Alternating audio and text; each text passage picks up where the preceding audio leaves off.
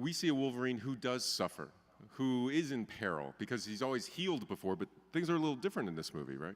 Well, I don't want to give anything away, but I think that one of the things that we wanted to explore in this film that was resonating throughout Claremont Miller, and I think is a big issue for any character that doesn't die, that can recover from any injury, or in Logan's case, I guess almost any injury, is how do you go on living when everyone you know and love fades away? What is that like? You know, we've seen even in the first Origins and in the other X-Men and in our film, we see Logan's been present through history. And we know through the comic books he's been present through history. He's been here a long time. But what's that like? Falling in love, losing the people you care about, watching people die and having to start again. And let's be honest, Logan isn't exactly the most socially adept character we've ever seen in comic books. So when you lose the people you're intimate with, at some point you start to withdraw and get low. And it was our decision when we decided where we're going to start this film in relation to the timeline of everything else, that we were going to begin when Logan's lost everybody. Fantastic. He's lost everybody. The X-Men, Professor X, Jean Grey, by his own hand, in fact. And so when we find him in the Yukon as Claremont Miller begins, we're finding also a character who has retreated from relationships with other living people. But Logan loves women. Logan has always loved women. If there's one place, yeah. I mean, you comment on. Yeah, no, we talked about this right from the beginning. It was another thing, apart from the relationship with Jean Grey, I felt we could go way further with it, and is in the DNA of the comic book series, is that his saving grace and his kryptonite is women. So finally in this movie there are 4 incredible female characters. There is, as you saw briefly there, Jean Grey is back. You get to understand probably more of that relationship, what it means to him. But there are 3 other great female characters, and personally and on behalf of Wolverine, that was a great thing.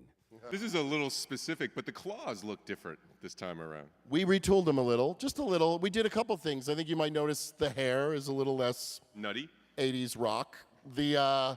And the claws we added. I actually went back and we had props. I was just looking at detailed drawings in Claremont Miller and saying there's a lot more bevels and a lot more stuff happening on these blades. The blades in the comic book were more lethal from every direction.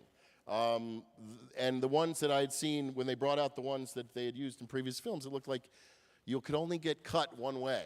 Well, we wanted to make it you could get cut 2 ways. So 3.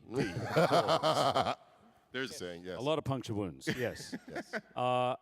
And some real puncture wounds, let me tell you. I have punctured my thighs, my forehead. Mystique Double got it in the arm, so I'm a little dangerous with those claws. But so in the making of and also in the movie, there's quite a lot of puncture holes.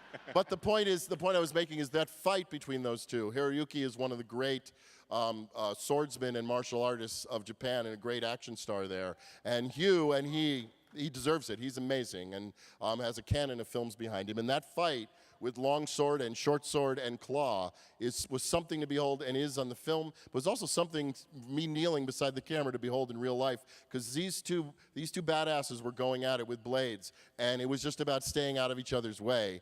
Those were sharp. Jeff, hang on. Sorry, I've just got one little thing to add. It's not very often I'm here, but listen. One of the great things that being in movies like this, these big blockbusters, playing a character like this has afforded me is the opportunity to do other things. I've had great opportunities which this role has offered me. And particularly being able to do smaller, more indie movies.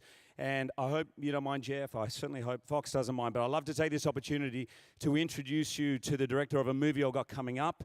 It's a smaller movie, and I'd like to bring him out on stage. It won't take long. Ladies and gentlemen, Bryan Singer.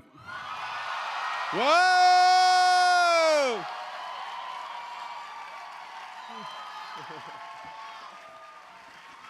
Bryan Singer.